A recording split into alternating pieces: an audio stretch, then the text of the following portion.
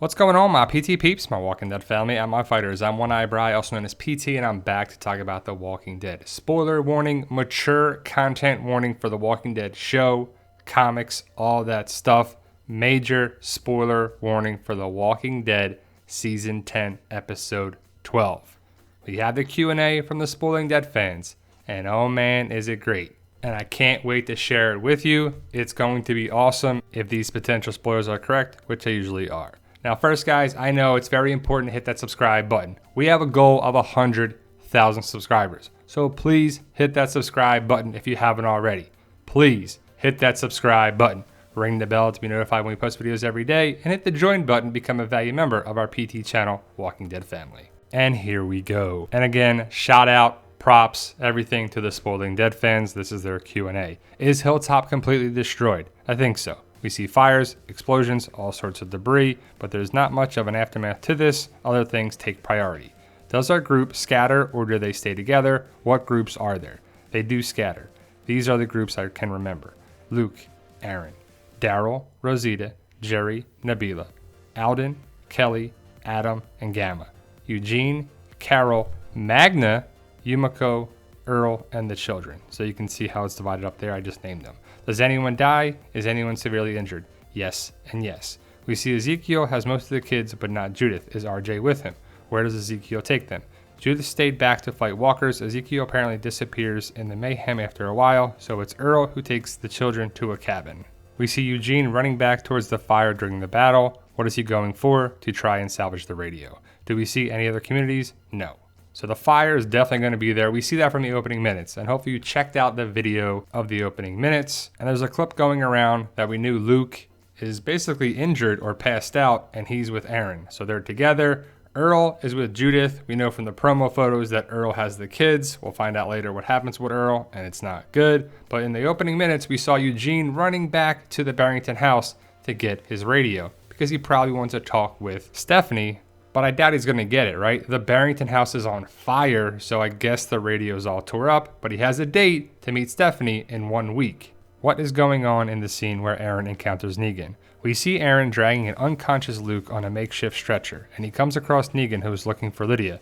Aaron intends to kill Negan. Negan tries to explain to him that it's not like that, but he shuts him down. They are interrupted by walkers who are attracted by Aaron's yelling at Negan. Negan walks away, leaving Aaron alone to deal with the walkers. He can't pursue him because of Luke's situation. Do we get more insight about Negan and whose side he's really on or his plan? A huge yes, more on this later. What's going on with the cabin Alpha is headed towards? Negan takes her there, telling her that he found Lydia and that she's in there. Does Alpha die in this episode? How? Yes! Negan slits her throat. It turns out he has taken Lydia to a different cabin and led Alpha to another one to kill her.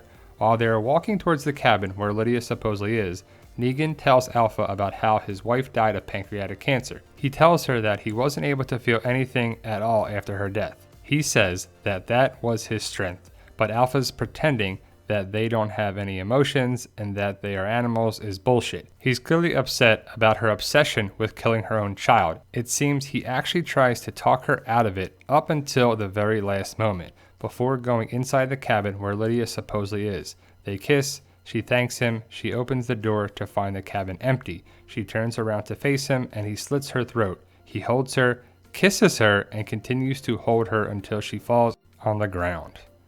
Whew! Oh man. So hopefully you saw the clip. You saw the Aaron Negan situation. The walkers are coming. You know, Negan's invisibility leather jacket, which is crazy, right? His hands are clearly exposed, but Walker's right by him because he's wearing a Whisperer skin mask, right? Either way, it's far-fetched. The Whisperers are far-fetched in my eyes. But either way, Negan was kept alive for this moment. Well, not this moment, but the moment with Negan and Alpha. Aaron hopefully takes down these walkers and everybody's okay. But the fact that Negan gets his comic book connection story arc with Alpha and the Alpha death is coming to the show is awesome. It needs to happen. It needed to happen. It's a big, awesome moment, crazy moment in the comics. It's coming. It supposedly happens in season 10, episode 12. Oh man, the rumors and the early spoilers, the potential spoilers way back when they were filming look to be happening in season 10, episode 12. What is Beta doing? Beta kills Gamma. When I read this for the first time, I was like, Oh man, I kind of feel bad for Gamma. She rips off half of his mask while fighting back. After he kills her, another Whisper approaches and apparently recognizes him, saying, "It's you." He says that he had thought his voice sounded familiar, but he is interrupted when Beta kills him too. Then, Beta waits for Gamma to turn, only to witness her getting an arrow in the head, shot by Alden from a distance. He then flees before Alden can put one in him too. Our Magna and Connie discuss this episode. Magna enters Hilltop, walking among the Horde. She later tells Yumiko that they were moving with the Horde, but she lost Connie in the commotion. What is Lydia doing out in the woods all alone? I'm not exactly sure. While at Hilltop, Gamma urges her not to go back outside because she knows what Alpha wants. Lydia says she will never walk with her and goes outside on her own. Negan catches her later and has her tied to a chair in a cabin. Why are Kelly, Alden, and Adam trapped in a car? How do they escape? They get inside the car to avoid a bunch of walkers. Gamma doesn't get in the car with them. She stays outside to lure the walkers away. That's when Beta gets her. Kelly, Alden, and Adam apparently make it out later. We see them alive and safe when Alden kills Walker Gamma.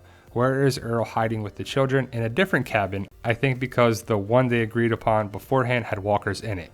So I kind of feel bad for Gamma. Mary. Well, actually I really do, because she was trying to do the right thing. And I could see this happening because Mary did a lot to help our group, find the Horde and do this and try to be reunited with Adam. And she finally gets to hold Adam and it's a nice moment and then gone.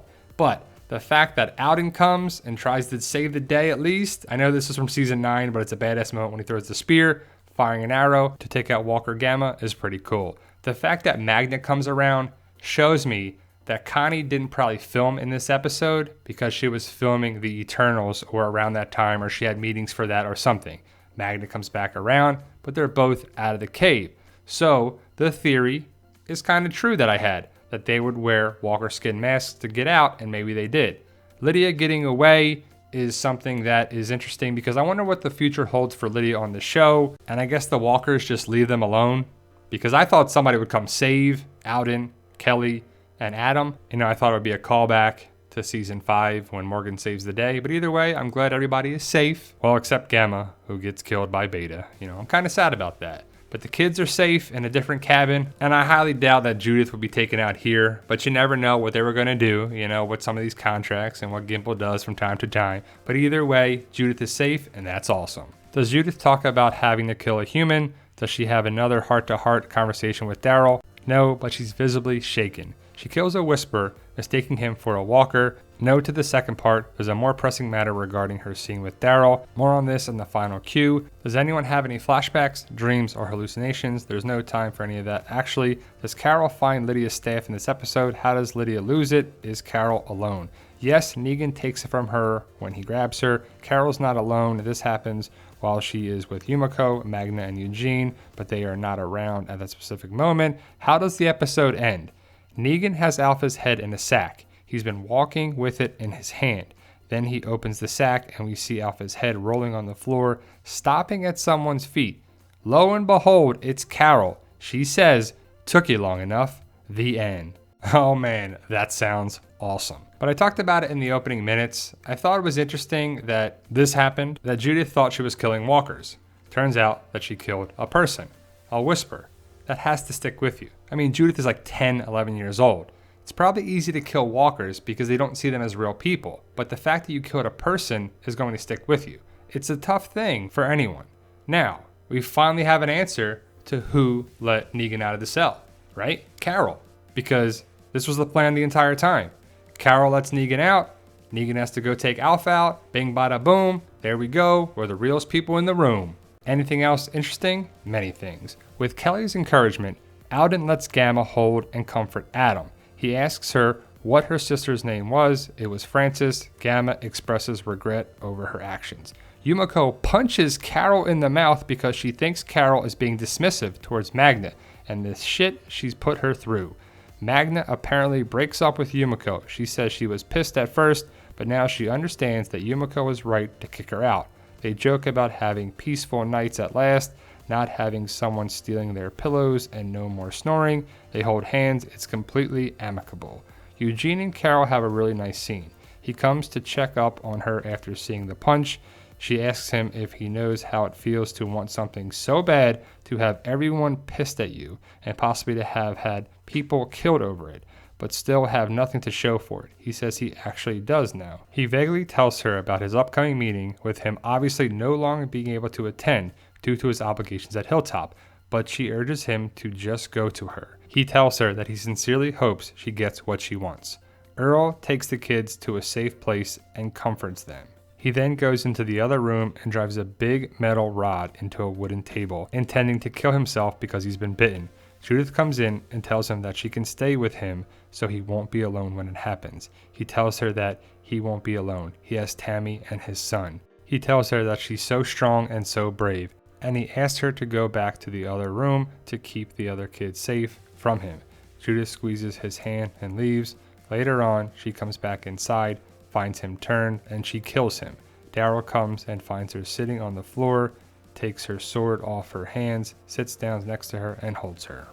So man, a lot of stuff happens in this episode, and it sounds like a great one. And I'm guessing that Judith is crying because she sees Earl. Earl's gonna, die because he's gonna turn. He was bit. Very sad. And the fact that Magna and Yumiko break up is interesting because that's different than in the comics. Yumiko is a lawyer, and I think that she's going to take place of comic Michonne's story arc. With the Commonwealth, Earl got more and more screen time, and we know what that means. So we'll see if he's one of the 2 surprise guests on Talking Dead. And I'm guessing this is Eugene going to meet probably Princess, but trying to meet Stephanie in a future episode. Oh man, I can't wait, guys. I'm super excited for this episode. It sounds awesome. And I have to say that I made a promo photos video days ago before the spoilers that I'm going to post probably tomorrow. So it'll be a little out of things. I'll talk about things like, oh, I didn't know the spoilers before I made that video. So you might be like, well, what are you talking about? Well, I make videos all the time. So I make videos before other videos. So sometimes the information is like that. But these spoilers, if true, which I think are highly likely to occur, sound amazing. Let me know your thoughts, post your comments below. And for those interested in my zombie apocalypse book series, I love my series. It's called Fight For Us, and the proceeds come back to the channel, the BT channel, as well as the book series. Hopefully you'll check out the series and support it. Thank you guys for watching, and tell them, Daryl. Yo, we love you guys. Honestly, thank you.